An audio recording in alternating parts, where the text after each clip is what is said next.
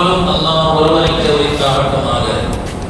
சலாமும் ஸலவாத்தும் எம்பெருமான் முஹம்மது ரசூலுல்லாஹ் ஸல்லல்லாஹு அலைஹி வஸல்லம் அவர்கள் மீதும் அவர்களின் வாழ்க்கை வழிமுறைகளை கடுகளவும் சஹாபாக்கள் பின்பற்றி வாழ்ந்த உத்தம சத்திய சஹாபாக்கள், தாபிஈன்கள், தபஅ தாபிஈன்கள், நாதாக்கள் நல்லவர்கள், குறிப்பாக வந்திருக்கக்கூடிய நம் அனைவர் மீதும் வரவேற்கக்கூடிய இணைய சகோதரர்கள் மீதும் அல்லாஹ்வுடைய அன்பும் அருளும் குறைவின்றி நிரப்பமாக நிலவட்டுமாக. ஆமீன். அன்புக்கும் இறைநேசத்திற்குரித்தான அல்லாஹ்வின் நல்லடியார்களே, அல்லாஹ்வுடைய இறை நெருக்கத்தை நாம் பெற வேண்டும் என்று சொன்னால், அந்த இறை நெருக்கத்தை பெறுவதற்குண்டான வழிகளை அண்ணலும் பெருமான் ஸல்லல்லாஹு அலைஹி வஸல்லம் அவர்கள் நமக்கு அழகாக சொல்லிக் கொடுத்திருக்கிறார்கள். இந்த காலகட்டத்தில் நாம் நம்முடைய தொடர்புகளை எப்படியெல்லாம் நாம் ஏற்படுத்திக் கொள்கிறோம். யாராவது ஒரு பிரபல்யமான ஒரு மனிதர் இருந்தால் அவரோடு தொடர்பை நாம் நம்முடைய தொடர்பை ஏற்படுத்திக் கொள்வதில் நாம் மகிழ்ச்சி அடைகிறோம். அவருடைய தொடர்பு நமக்கு கிடைக்க வேண்டும் என்று நாம் ஆர்வப்படுகிறோம். நம்மை படைத்த, இந்த உலகத்தை படைத்து பரிபாலிக்கக்கூடிய அல்லாஹ்வுடைய தொடர்பு நமக்கு ஏற்பட வேண்டும் என்று சொன்னால் நாம் என்ன செய்ய வேண்டும் என்ற வழிமுறைகளை பெருமான் ரசூலுல்லாஹி ஸல்லல்லாஹு அலைஹி வஸல்லம் அவர்கள் அழகாக சொல்வார்கள். அல்லாஹ்வுடைய இறை நெருக்கம் நாம் பெற வேண்டுமானால், நமக்கு கிடைக்க வேண்டுமானால், அதில் முதலாவதாக அல்லாஹ்வுடைய அருள்மறை குர்ஆனை நாம் நம்முடைய நேசத்திற்குரியதாக ஆக்கிக் கொள்ள வேண்டும். அல்லாஹ் அருள்மறையான திருக்குர்ஆனில் அழகாக சொல்லுகிறான், அஃபலா யததப்பரூனல் குர்ஆன, குர்ஆனை நீங்கள் சிந்திக்க மாட்டீர்களா? அம்மா அலா குலூபின் அக்ஃபாலுஹா, உங்களுடைய இதயத்தின் மீது பூட்டுகளால் போடப்பட்டிருக்கிறது, ஏன் நீங்கள் குர்ஆனை சிந்திக்க மாட்டீர்கள் என்பதாக அல்லாஹ் நம்மிடத்திலே கேள்வியை கேட்கிறான். கண்ணியமானவர்களே, நபிகள் பெருமான் ஸல்லல்லாஹு அலைஹி வஸல்லம் அவர்கள் இந்த குர்ஆனுடைய நேசம் நமக்கு கிடைத்துவிட்டால் நம்முடைய நிலைமை எப்படியெல்லாம் மாறும் என்று அழகாக நமக்கு சொல்லி வைக்கிறார்கள். அல்லாஹ்வுடைய நேசம் நமக்கு கிடைப்பதற்கு பல வழிகள் இருந்தாலும் அதில் முதலாவதாக இருக்கக்கூடியது அருள்மறையாம் இந்த குர்ஆன். இதை பற்றி, இந்த குர்ஆனை பற்றி ஸல்லல்லாஹு அலைஹி வஸல்லம் அவர்கள் சொல்வார்கள், இன்ன ஹாதல் குர்ஆன, நிச்சயமாக இந்த அருள்மறை குர்ஆன் இருக்கிறது, ஹுவ ஹபுலுல்லாஹில் மதீன், இது உறுதியான அல்லாஹ்வுடைய ஒரு கயிறு, ஒரு ஸ்ட்ராங்கான ஒரு பொருள், வஹுவ நூருல் முபீன், தெளிவான ஒரு ஒளி, அஷ்ஃபிஃபாஉன் நாஃபி', பயனுள்ள நோய் நிவாரணங்கள் இந்த குர்ஆனின் மூலமாக இருக்கிறது. இஸ்மத்துல் லிமன் தமஸ்ஸக பிஹி, யார் அதனை பற்றி பிடித்துக் கொள்கிறார்களோ அவர்களுக்கு அது முழுமையான பாதுகாப்பை வழங்குகிறது. வ நஜாத்துல் லிமன் அத்பஅஹு, யார் அந்த குர்ஆனை பின்பற்றுகிறார்களோ, அதனை ஏற்றுக்கொள்கிறார்களோ, அதனுடைய தொடர்பை ஏற்படுத்திக் கொள்கிறார்களோ அவர்களுக்கு இந்த குர்ஆன் வெற்றியை ஏற்படுத்துகிறது என்று சொல்வார்கள் அண்ணல் பெருமான் ஸல்லல்லாஹு அலைஹி வஸல்லம் அவர்கள். கண்ணியமானவர்களே, இந்த குர்ஆன் என்பது சாதாரணமாக நாம் நினைக்கக்கூடிய ஒரு புத்தகம் அல்ல, உலக பொதுமறை. இந்த குர்ஆனை யார் கண்ணியப்படுத்துகிறார்களோ, அதனுடைய தொடர்பை ஏற்படுத்திக் கொண்டிருக்கிறார்களோ அவர்கள் வெற்றி மட்டும்தான் அடைய முடியும், தோல்வியை கண்டதாக சரித்திரமே கிடையாது. ஆனால் இன்றைய காலத்தில் நாம் நம்முடைய தொடர்புகள் இந்த குர்ஆனின் மீது எந்த அளவிற்கு நாம் ஏற்படுத்தி இருக்கிறோம், இந்த குர்ஆனிற்கு நாம் எவ்வளவு முக்கியத்துவம் தருகிறோம், இந்த குர்ஆனை நாம் எவ்வாறு விளங்கி இருக்கிறோம் என்பதை சிந்திக்க கடமைப்பட்டிருக்கிறோம். கண்ணியமானவர்களே, நாம் மற்ற விஷயங்களில் நம்முடைய நேர காலங்களை சர்வசாதாரணமாக நாம் செலவழித்துக் கொண்டே இருக்கிறோம்.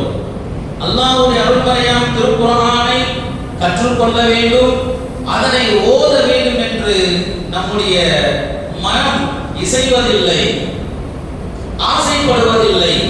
ஆனால் ஆசைப்பட்டு விட்டோம் என்று சொன்னால் அதனை கற்றுக்கொள்ள வேண்டும் என்று முயற்சி செய்து கொண்டே இருந்தோம் என்று சொன்னால் இந்த குர்ஆன் மிக மிக இலகுவானது. அல்லாஹ் மற்ற இடங்களிலே சொல்லி காட்டுகிறான், வலகத் யஸ்ஸர்னல் குர்ஆன லித்திக்ரி ஃபஹல் மின் முத்தகிர். இந்த குர்ஆனை நாம் இலகுவாக எடுக்க வைத்திருக்கிறோம், ரொம்ப லேசானது.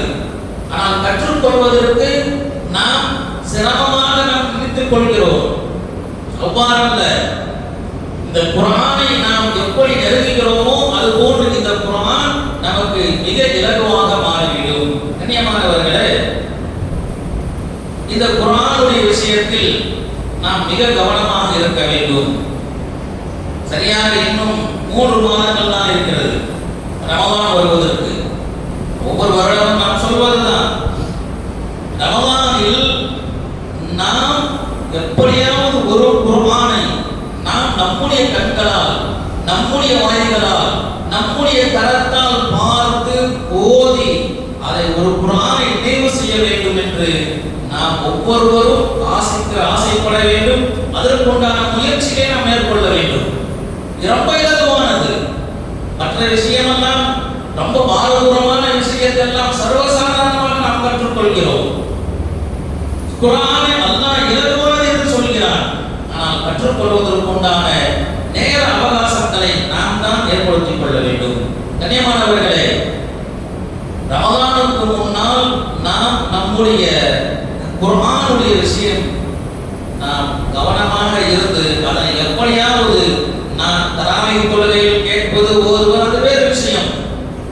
ஒவ்வொருவரும் நான் என்னுடைய சிந்தனையோடு, என்னுடைய கண்களால், என்னுடைய வாயால் நான் குர்ஆனை ஓதி முடிப்பேன் என்று ஆசைப்பட வேண்டும். அதை கற்றுக்கொள்வதற்குண்டான முயற்சிகளை நாம் மேற்கொள்ள வேண்டும்.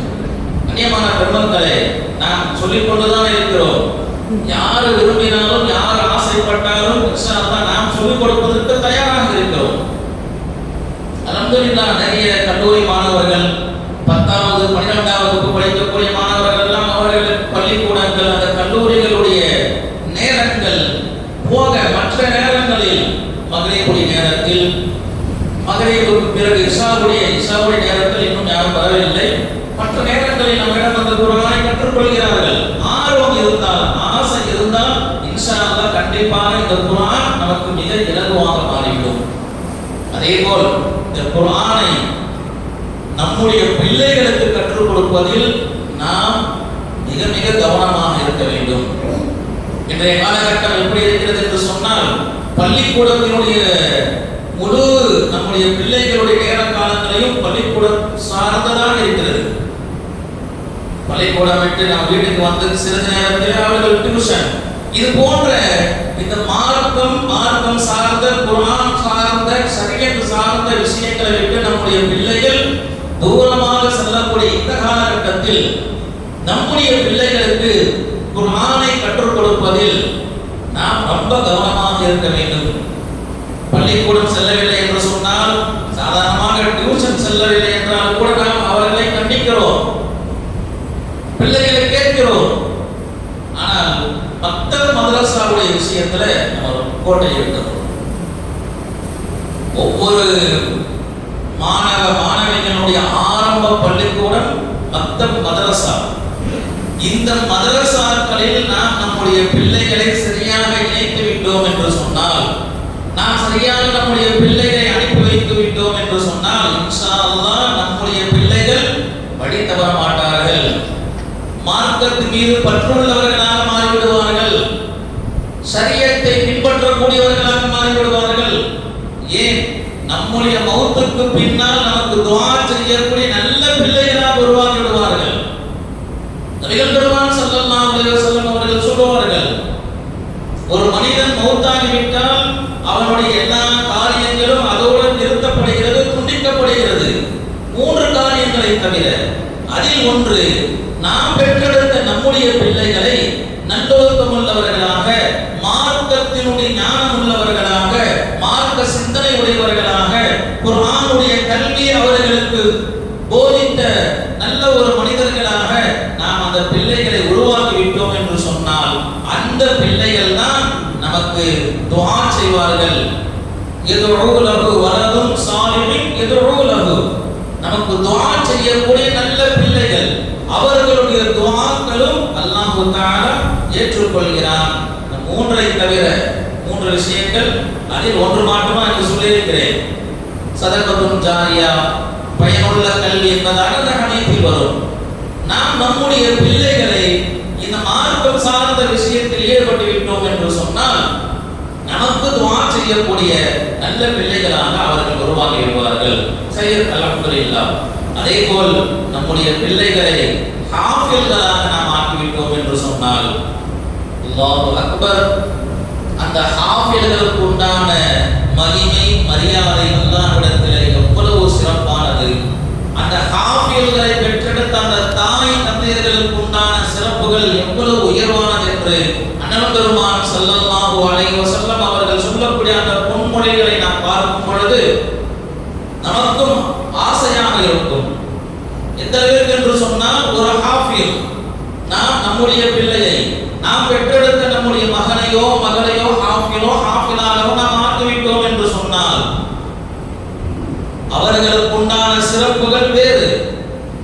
10 நபர்கள், நரகத்திற்கென்று முடிவு செய்யப்பட்ட 10 நபர்களை அல்லாஹ்விடத்தில் வாதாடி, அல்லாஹ்விடத்தில் பேசி சொர்க்கத்திற்கு அழைத்து செல்லக்கூடிய மிகப்பெரிய ஒரு வாய்ப்பை, ஒரு பொறுப்பை அல்லாஹ் தஆலா அந்த ஹாஃபில்களுக்கும் ஹாஃபிலாக்களுக்கும் அல்லாஹ் தஆலா தருகிறார். அவ்வளவு மகிமை மிக்க இந்த குர்ஆனை நம்முடைய பிள்ளைகளை கற்றுக் கொடுக்கக்கூடிய விஷயத்தில் நாம் கவனம் குறைவாக இருந்துவிடக் கூடாது. கண்ணியமானவர்களே, அதேபோல் இந்த குர்ஆனை நாம் விளக்க வேண்டும், அதனுடைய கருத்துக்களை நாம் புரிய வேண்டும், அதனுடைய அர்த்தங்களை நாம் புரிய வேண்டும். ஓதினால் மாத்திரம் போதாது, அதனுடைய அர்த்தங்களையும் அதனுடைய கருத்துக்களையும் நாம் புரிய வேண்டும். அதனுடைய ஆழமான அல்லாஹ் தஆலா இந்த வசனத்தில் என்ன விஷயத்தை சொல்ல வருகிறான் என்ற அந்த உள்ரங்கமான அதனுடைய விஷயங்களை எல்லாம் நாம் சிந்திக்க ஆரம்பித்து விட்டோம் என்று சொன்னால், அல்லாஹ் அக்பர், இந்த குர்ஆன் நமக்கு எப்படிப்பட்ட நல்ல ஒரு வழியை காட்டும் என்று நிறைய நமக்கு உதாரணங்களும் படிப்பினையான சம்பவங்களும் நமக்கு இருக்கிறது. ஃபுதைல் இப்னு இயாத் என்று சொல்லக்கூடிய ஒரு இறைநேசர், அவர்களுடைய ஆரம்ப காலம், அவர்களுடைய இளமை காலமெல்லாம் இஸ்லாத்திற்கு மாற்றமான ஒரு வாழ்வு. வழிப்பறி கொள்ள வீடுகளில் புகுந்து அந்த வீடுகளில் இருக்கக்கூடிய காசு பணங்களை அபகரிக்கக்கூடிய ஒரு செயலில் ஈடுபட்டிருந்த ஒரு நபர். அப்படிப்பட்ட அந்த நபர் ஒரு நாள் ஒரு வீட்டினுடைய சுவற்றின் மீது ஏறி அந்த வீட்டில் கொள்ளையடிக்கலாம் என்று செல்லக்கூடிய நேரத்தில் ஒரு வயதான ஒரு முதியவர் விளக்கினுடைய அந்த ஒளியின் அந்த வெளிச்சத்தில் குர்ஆனை பிரித்து ஒரு வசனத்தை ஓதுகிறார். அலம் யஅனில் லதீன ஆமனு அன் தஹ்ஷஅ குலூபுஹும் லிதிக்ரில்லாஹ், 57வது சூராவின் 16வது வசனம். இந்த வசனத்தினுடைய அந்த புரிதலை, அந்த சப்தத்தை ஃபுதைல் இப்னு இயாத் என்று சொல்லக்கூடிய அந்த மனிதர் கேட்கிறார். சவுக்கு மேல இருக்காங்க. என்ன அர்த்தம்? ஈமான் கொண்டவர்கள் இப்படிப்பட்ட இந்த இழிவான செயல்களில் இருந்து அல்லாஹ்வை பயப்படக்கூடிய நேரம் இன்னும் வரவில்லையா என்ற இந்த வசனத்தை கேட்டதுமே அவர்கள் அந்த சுவத்தின் மீது தேவி தேவி அடைகிறார்கள். சொன்னார்கள், நேரம் வந்துவிட்டது, நேரம் வந்துவிட்டது, நான் திருந்தி விட்டேன் என்று அவர்கள் அந்த செயல்களில் இருந்து, அந்த வழிப்பறி கொள்ளையடிக்கக்கூடிய அந்த கெட்ட செயலில் இருந்து தன்னை விடுபடக்கூடிய ஒரு சூழலுக்கு மாறினார்கள் என்று சொன்னால் இந்த வசனத்தினுடைய புரிதல், இதனுடைய அர்த்தத்தை அவர்கள் விளங்கினார்கள். உடனே அவர்கள் எந்த அளவிற்கு அல்லாஹ் தஆலா அவர்களை மாற்றினார் என்பது வரலாறுகள் நீண்டது. ஃபுதைல் இப்னு இயாத் என்று சொன்னாலுமே எல்லாமே பயப்படுவாங்க. அந்த அளவிற்கு ஒரு மோசமான ஒரு செயலில் ஈடுபட்டிருந்தவர். ஒரே ஒரு வசனம் அவர்களுடைய வாழ்க்கையை அப்படியே புரட்டி போட்டு விட்டது. அல்லாஹ்வுடைய பயம் இவர்களுக்கு வரவில்லையா என்ற இந்த ஒரே ஒரு வசனம் அவர்களுடைய உள்ளத்தை அப்படியே மாற்றிவிட்டது. அந்த செயலை அப்படியே விட்டுவிட்டு ஹஜ்ஜுக்கு செல்லக்கூடிய ஒரு கூட்டத்தாரிடத்தில் வந்து நான் உங்களோட ஹஜ்ஜுக்கு வருகிறேன் என்று சொல்வார்கள். அந்த ஹஜ்ஜுக்கு வரக்கூடியவங்க சொல்றாங்க, உள்ளூர்கார மாதிரி தெரியுது, ஃபுதைல் இப்னு இயாத் சொல்லக்கூடிய ஒரு மனிதர் இருக்காரு, அவர்கிட்ட நாங்க பாதுகாப்பு பெறுவதற்கு உங்களுடைய உதவி எங்களுக்கு தேவைப்படுது. யாருக்கிட்ட சொல்றாங்க? அவர்கிட்ட தான் சொல்றாங்க. அவர்கிட்ட நாங்க பாதுகாப்பு, என்னுடைய பொருட்களை எல்லாம் பாதுகாப்பு பெறுவதற்கு உள்ளூர்காரன உங்களுடைய உதவி எங்களுக்கு தேவைப்படுது. அவங்களுக்கு தெரியாது, அவங்க பார்த்தது இல்லை. ஹஜ்ஜுக்கு செல்கிறார்கள், கஅபாவிற்கு சென்று அங்கு தௌபா செய்கிறார்கள். தான் செய்த குற்றத்தை எல்லாம் அல்லாஹ்விற்கு முன்னால் ஒப்படைத்து அந்த கெட்ட செயலில் இருந்து தன்னை விலகி அல்லாஹ்விடத்தில் தௌபா செய்கிறார்கள். அல்லாஹ் அவர்களை மிகப்பெரிய ஒரு இறை நெருக்கத்தை பெற்ற இறைநேசராக மாற்றிவிட்டான். 2 ஹரம்களுக்கும் இமாமாவும் ஆகினார்கள். கஅபத்துல்லாஹ்விலும் இமாமாக இருந்தார்கள், மதீனா மஸ்ஜித் நபவியிலும் இமாமாக இருந்தார்கள். இவ்வளவு பெரிய ஒரு சிறப்பை அடைவதற்கு என்ன காரணம்? ஒரே ஒரு வசனத்தினுடைய புரிதல். அந்த ஒரே ஒரு வசனம் அவருடைய உள்ளத்தை அப்படியே மாற்றி போட்டு புரட்டி போட்டு விட்டது. அதனால் அவர்கள் அல்லாஹ்வுடைய இறை நெருக்கத்தை பெற்ற இறைநேசராக ஆகிவிட்டார்கள். அல்லாஹ்வுடைய இறை நெருக்கம் நமக்கும் கிடைக்க வேண்டுமானால் நாம் அல்லாஹ்வுடைய அருள்மறையின் திருக்குர்ஆனோடு தொடர்பை ஏற்படுத்திக் கொள்ள வேண்டும். அதனை ஓத வேண்டும், அதனுடைய அர்த்தங்களை புரிய வேண்டும், அதனுடைய கருத்துக்களை சிந்திக்க வேண்டும். நாமும் சிந்தித்தோம் என்று சொன்னால் நம்முடைய வாழ்க்கையும் சிறப்பானதாக மாறும் என்பதில் எந்த விதமான சந்தேகமும் இல்லை. நிறைய நிகழ்வுகள் இருக்கிறது. அதற்கு உமர் ரலியல்லாஹு அன்ஹு அவர்களுடைய தங்கையும் அவர்களுடைய தங்கையுடைய கணவரும் இஸ்லாத்தை ஏற்றுக்கொண்டு குர்ஆனை ஓதிக் கொண்டிருக்கிறார்கள் என்ற செய்தி. அதுவரைக்கும் உமர் ரலியல்லாஹு அன்ஹு அவர்கள் இஸ்லாத்தை ஈமான் கொள்ளவில்லை, இஸ்லாத்திற்குள் வரவில்லை. கோபமாக வருகிறார்கள். தன்னுடைய சகோதரர் வந்துவிட்டார் என்ற அந்த பதட்டத்தில் அவசரத்தில் ஓதிக்கொண்டிருந்த அந்த குர்ஆனை வேக வேகமாக எடுத்த அந்த நேரத்தில் சூரத்து தாஹாவினுடைய ஒரே ஒரு குர்ஆனுடைய ஒரு பேப்பர், ஒரே ஒரு தாள் கீழே விழுந்து விடுகிறது. வந்த வேகத்தில் உமர் ரலியல்லாஹு அன்ஹு அவர்களுடைய பார்வை அந்த தாளின் மீது பட்டது. ஒரே ஒரு வசனம், இன்னனி அனல்லாஹு லா இலாஹ இல்லா அனா ஃபஅபுதுனி, நிச்சயமாக நானே அல்லாஹ், என்னை தவிர வணக்கத்திற்குரியவர் யாரும் இல்லை. ஒரே ஒரு வசனம். இந்த வசனத்தின் மீது அவர்களுடைய பார்வை பட்டது. எந்த நோக்கத்திற்காக வேண்டி வந்தார்களோ அதை அப்படியே அவர்கள் மறந்துவிட்டு தன்னை இஸ்லாத்திற்குள் இணைப்பதற்கு காரணமாக ஆக்கியது ஒரே ஒரு வசனத்தினுடைய புரிதல். இது போன்ற நிறைய நிகழ்வுகள் இருக்கிறது. சையத் அல்ஹம்துலில்லாஹ்.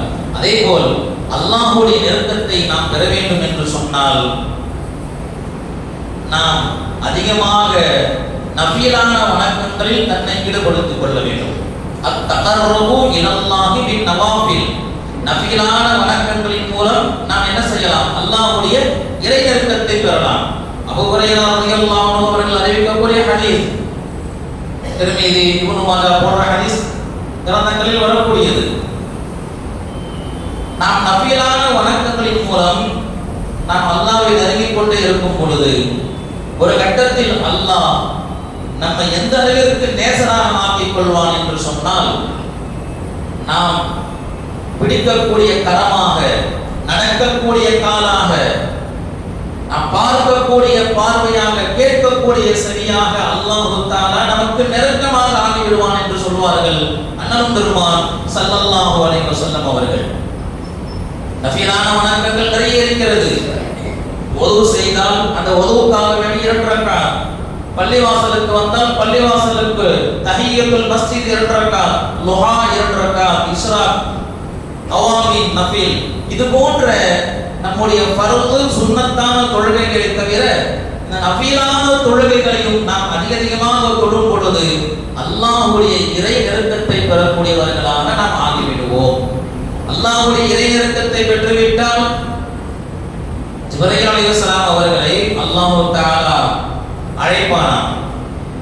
அழைத்து, யா ஜிப்ரீல், ஓ ஜிப்ரீலே, இந்த ஊர்ல இந்த மனிதனை நான் நேசித்து விட்டேன், அவனுடைய பிரியம் எனக்கு ஏற்பட்டு விட்டது, அதனால் நான் நேசிக்கக்கூடிய இந்த மனிதனை நீயும் நேசித்துக்கொள், நீயும் அவன் மீது பிரியம் வை என்று அல்லாஹ் தஆலா ஜிப்ரீல் அலைஹிஸ்ஸலாம் அவர்களிடம் சொல்லுவான்.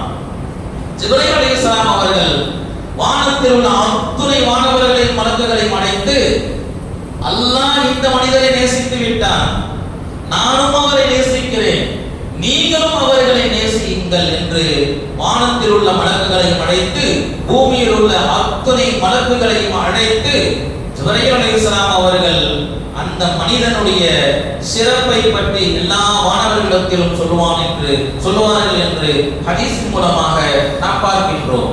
இந்த நேசம், இந்த அன்பு, இந்த பிரியம் நமக்கு கிடைக்க வேண்டுமானால் நாம் அதிகமாக நஃபிலான வணக்கங்களை நாம் நம்மை ஈடுபடுத்திக் கொள்ள வேண்டும். அதேபோல் அல்லாஹ்வுடைய இணையர்க்கம் பெற வேண்டும் என்று சொன்னால் நாம் ஓய்வாக இருக்கக்கூடிய நேரங்களில் நாம் நம்முடைய நாவுகளை திக்ர் மூலமாக நாம் இணைத்துக் கொள்ள வேண்டும். வேலைகள் செய்யும் பொழுது கூட திக்ர் செய்வது என்பது ஒரு பாரதூரமான விஷயம் அல்ல. நம்முடைய வேலைகளை செய்து கொண்டே இருக்கும் பொழுது கூட சுப்ஹானல்லாஹ், அல்ஹம்துலில்லாஹ், நமக்கு என்னென்ன திக்ர்கள் நமக்கு தெரியுமோ அந்த திக்ர்களை அதிகமாக நாம் சொல்வதன் மூலமாக நம்முடைய உள்ளங்களும் நிம்மதி பெறுகிறது, அல்லாஹ்வுடைய இறை நெருக்கம் நமக்கு கிடைக்க விடுகிறது. அதே போல் அல்லாஹ்வுடைய இறை நெருக்கம் நமக்கு கிடைக்க வேண்டுமானால் அதிகமாக தான தர்மங்கள், சதகாக்கள், இது போன்ற நல்ல விஷயங்கள், ஏழை எளியோர்களுக்கு நாம் அவர்களுக்கு தேவையான விஷயங்களை செய்து கொடுப்பது, ஆடை இல்லாதவர்களுக்கு உடை வாங்கி கொடுப்பது, தண்ணீர் இல்லாதவர்களுக்கு தண்ணீர் உண்டான அந்த தேவைகளை நாம் செய்து கொடுப்பது, இவைகளை எல்லாம் செய்யக்கூடிய நேரத்தில் நமக்கு அல்லாஹ்வுடைய இறை நெருக்கம் கிடைக்கும் என்பதில் எந்த விதமான சந்தேகம் இல்லை. கண்ணியமானவர்களே, அல்லாஹ்வுடைய இறை நெருக்கம் நமக்கு கிடைக்க வேண்டுமானால் அதில் மிக முக்கியமாக குர்ஆனோடு நம்முடைய தொடர்பை ஏற்படுத்திக் கொள்ள வேண்டும். திக்ர்களை அதிகமாக செய்ய வேண்டும். நஃபிலான வணக்கங்களை நாம் அதிகமாக நாம் தன்னை ஈடுபடுத்திக் கொள்ள வேண்டும். அதிகமாக சதகாக்கள், தான தர்மங்கள், முடியாதவர்களுக்கு அவரவர்களுக்கு என்னென்ன தேவையோ அவைகளை நாம் நிறைவேற்றி கொடுக்கும் பொழுது அல்லாஹ்வுடைய அன்பும் நமக்கு கிடைக்கிறது, அவருடைய நெருக்கம் நமக்கு கிடைக்கிறது என்பதை இந்த ஹதீஸ் மூலமாக நாம் பார்க்கின்றோம். வல்லோன் அல்லாஹ் நம் அனைவரையும் அவனுடைய இறை நெருக்கத்தை பெற்ற நல்ல மனிதர்களாக நம்மை ஆற்றல் புரிவானாக. வஆஹிரு தஅவானா அல்ஹம்துலில்லாஹி ரப்பில் ஆலமீன். சுன்னத்துல் வாதத்தில் கொடுத்து கொடுங்கள்.